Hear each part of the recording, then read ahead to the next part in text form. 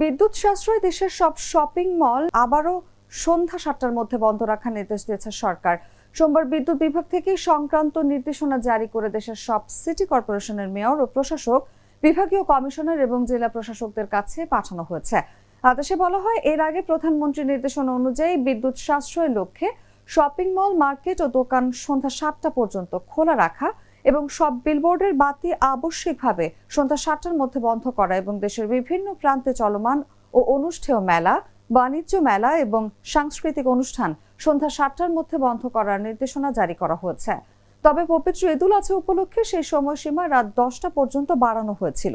নির্দেশনায় আরও বলা হয়েছে, ঈদ উপলক্ষে দেয়া বিশেষ সুবিধার মেয়াদ শেষ হওয়ায় ১ জুন থেকে আবারও আগের সিদ্ধান্ত কার্যকর করা হয়েছে।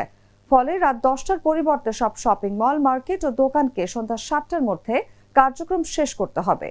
বিদ্যুৎ ব্যবহারে সাশ্রয় নিশ্চিত করতে সব ধরনের বিলবোর্ডের বাতি, দেশের বিভিন্ন স্থানে আয়োজিত মেলা, বাণিজ্য মেলা ও সাংস্কৃতিক অনুষ্ঠানও সন্ধ্যা ৭টার মধ্যে বন্ধ করার নির্দেশনা দিয়েছে বিদ্যুৎ বিভাগ।